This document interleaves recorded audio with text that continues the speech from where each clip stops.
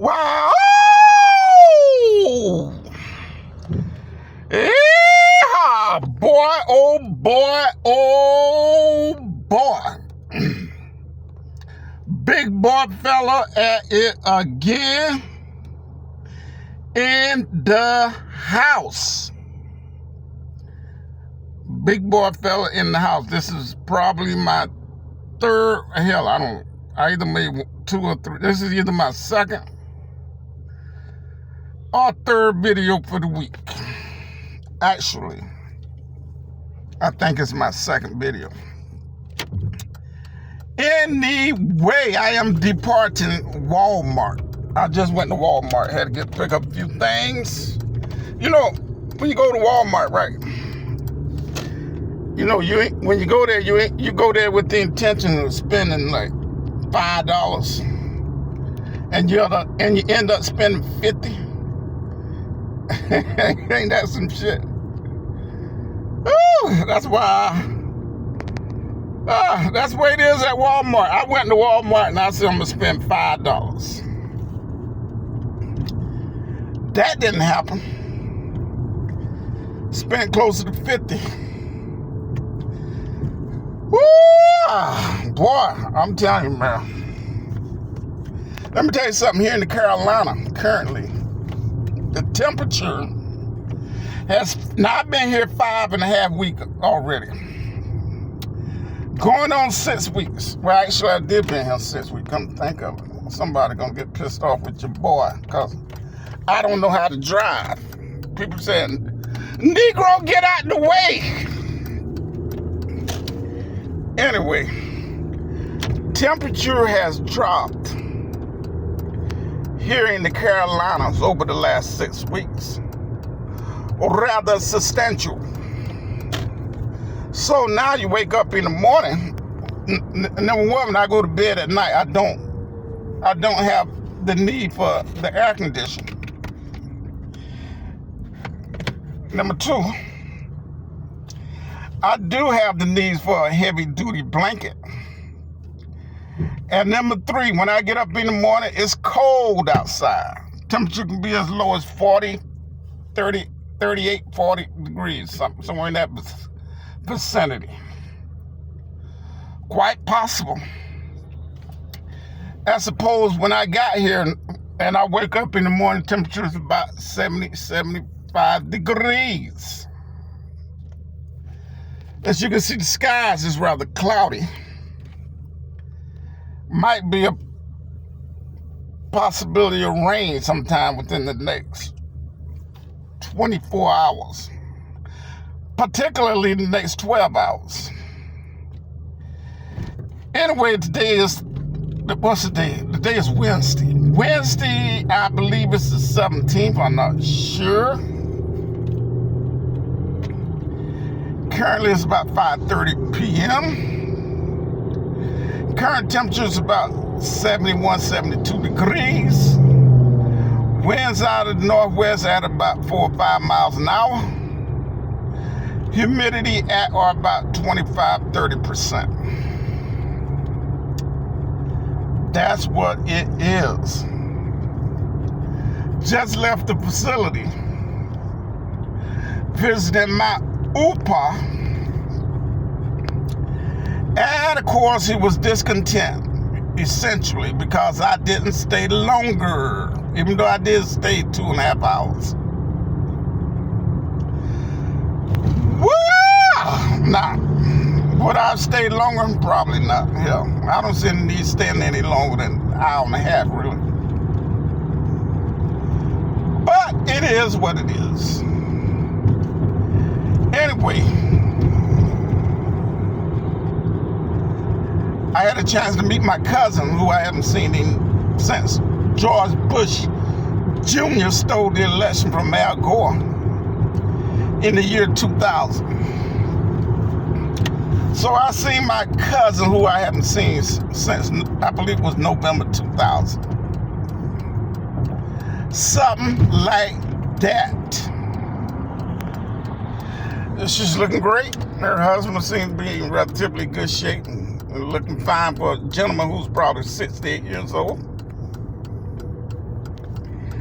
everything seems to be doing okay. Everything seems to be okay, essentially.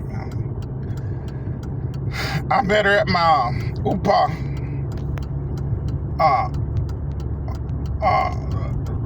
rehabilitation center, and that was the ideal place to meet under those kind of conditions. Yep. And we talk about a variety of things, pretty much everything under the sun concerning me, and some of the things concerning her and her family. I believe she said she actually has 6 kids. She ended it with 6 kids and 8 grandkids. All seem to be relatively healthy. Hey. She indicated to me that her oldest daughter is or approaching 50 years. I'd like to see her. Anyway. Yeah, man, we talked a little politics. Now, I was asked about my politics, essentially. Well, let me just say this. Let me say this for the record. Essentially, I don't have any politics. I'm not politically inclined. Well, I am essentially, but I'm not a participant in this two-party system. The political two-party system, the Democrat or the Republican. You can't put me in either one of those boxes because I don't acquiesce with either one of these two parties. I never went out and voted. I never took the time to go out and vote for a presidential candidate on the federal level or any candidates on the local level, to include mayor, dog catcher, and governors, etc. But it is what it is, right? Now, with the election coming up relatively shortly, within the next 21 days, from my understanding, personally, I don't think Donald Trump going to make it. I think what's going to happen on the election days, we're going to get another 2000 election. I think the Democrats are gearing up to take this election again. They're gearing up to steal it again, even in every indication, every polls, and got Donald Trump winning this election. I think there's no way they're going to let Donald Trump be president again. It just ain't going to happen. Number 1. There's no way they're going to allow Donald Trump to seat 2 more Supreme Court justices and quite possibly a third one. So if Donald Trump get his way, if he become president, the possibility exists that Donald Trump could seat 6 Supreme Court justices. And if that's the case, look out. That means Donald Trump will reign. Donald Trump presidency will reign in the United States for the next 30 years. For the next 30 years, Donald Trump presidency will have an influence over the Supreme Court of the United States of America. And personally, that's where a lot of this Donald Trump, anti-Trump stuff come in at with his nominees for the Supreme Court justice. Woo! I can't hardly see now. Yeah, boy. I ain't got my glasses and shit. I never wear them anyway. But nevertheless, if the Democrat didn't steal the 2000 election, they would have been done with Donald Trump in 90 days. Well, since they stole the 2000 election, they got another 4 years of this guy. And this guy's going to... the next 4 years of a Trump presidency is going to be rather ironic. I'm telling you, this guy's going to. One thing about Donald Trump, he's capable of getting shit done. Now, you might not believe with the shit he get done, but under a Trump administration, shit gets done. Didn't say favorable shit. I'm just saying shit get done. So you would have been done with Donald Trump if you didn't stole the 2000 election. Yeah, they stole that election. Make no mistake about it. Joe Biden didn't win this election. This was a theft. The 2000 presidential election was a theft. Now, YouTube might ban my black ass up for putting out disinformation, right? They call it disinformation. But it is what it is. And I'm telling you,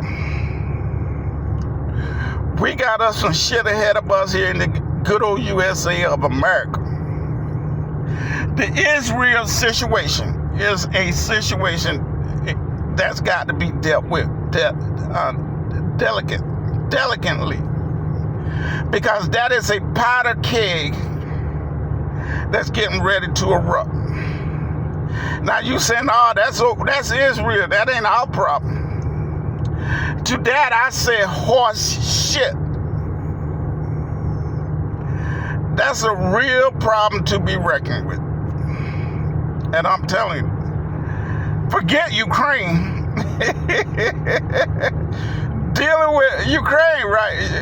I thought Zelensky, Ukraine President Zelensky, was a ball of wax. But at least cooler head prevailed. Vladimir Putin, whether you agree with Vladimir Putin or not, had he actually had the inclination to handle that situation with Ukraine appropriately. Now, what we got here in the Middle East with Israel and Iran, that shit have the potential of blowing up. That shit had the potential of moving the world into the next World War III. So the question is, right, how far is the United States willing to go to maintain its hegemony in the Middle East? Because it's gone. America's hegemony in the Middle East is gone. It no longer exists. And that shit took the whole world by storm, by surprise. Nobody seen it coming. When Hamas went into Israel about a year ago, that was the beginning to the end of the United States hegemony. And now the situation is very, very, very delicate. And so the situation is, we know Joe Biden couldn't deal with the situation. Because number one, Netanyahu, BB, whatever they call him, BB, I think the guy need to go away. He already essentially told Joe Biden, F off. This is Israel. But here's the issue, right? Israel ass getting ready to get wiped off the map. Do you realize since October 10th, 2023, right, when Hamas crossed those borders a year ago, Israel had lost more than 1 million citizens. 1 million people done packed up and got the hell out of there. 1 million J's, Jews, y'all know what I'm talking about. What did those million Jews know that we didn't know? They know to get the hell up out of there. Number one, Israel thought they could manage the situation by going into Gaza and killing up every goddamn body, to include a whole shitload of innocent people, in which they concluded they was going to eradicate Hamas. Well, little did they know Hamas was prepared for that. You see, Israel fell into their trap. They signed them up, and now Israel fall into that trap. And from the look of things, ain't no getting out of it. Because the world nation has turned against Israel. The whole world nation is silently against Israel. The only ally Israel got is the USA. Even the European nation, to include Germany, France, and a whole shitload of other them, I don't know about England, has voiced discontent with Israel. Because essentially, the thing Israel cry about more than any goddamn body on the earth, which is the G word, genocide. Israel genociding the Gaza Strip. And so they killing up thousands and thousands of thousands of innocent people, people who do not have the means to defend themselves. And so Hamas, and then the other militant group, I can't think of the name of that one, who's also attacking Israel from the north. So essentially, Israel got to fight on three fronts. And then the issue came with Iran. Now, I think I don't know what the hell happened there. I think Israel assassinated an Iranian leader, somebody in Iranian governmental leadership. Or maybe they attack Iran or something. But anyway, Iran illustrate Israel that they have the capability of hitting Israeli targets. And they have proven that.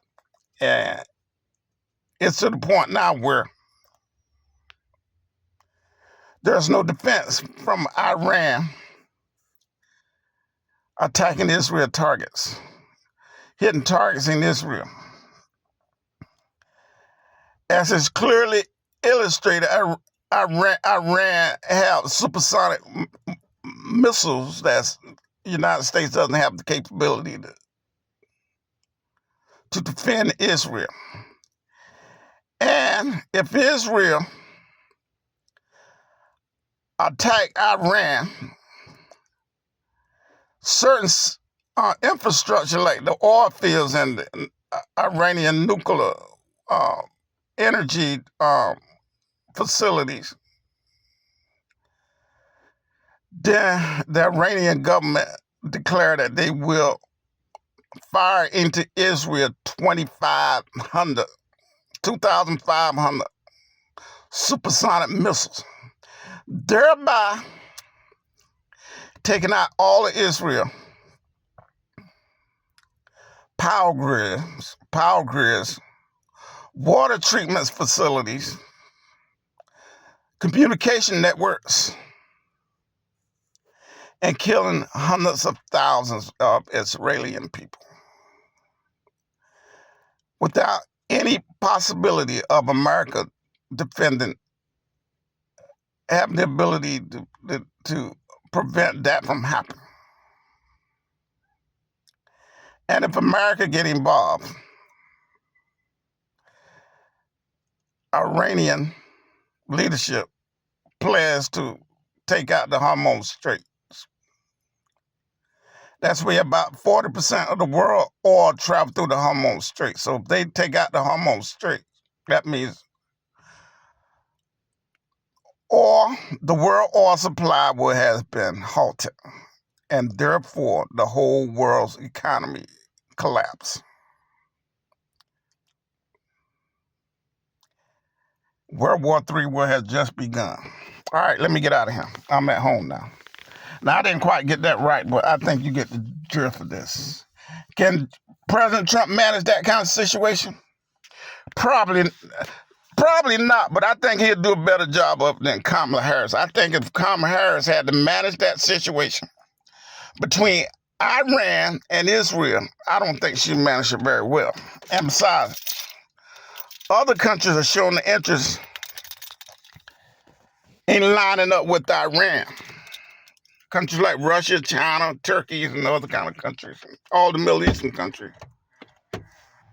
So, in other words, they just had enough of America, hegemony. When I say hegemony, I mean American bullshit, right? Rule in the Middle East. They want to see a day when America is not relevant in the Middle East, and it's very quickly approaching. It is what it is. I ain't got nothing to do with it, but anyway. Tell everybody y'all know I know. I said hello. See you down the road. Y'all be good now. Y'all here. Yeehaw.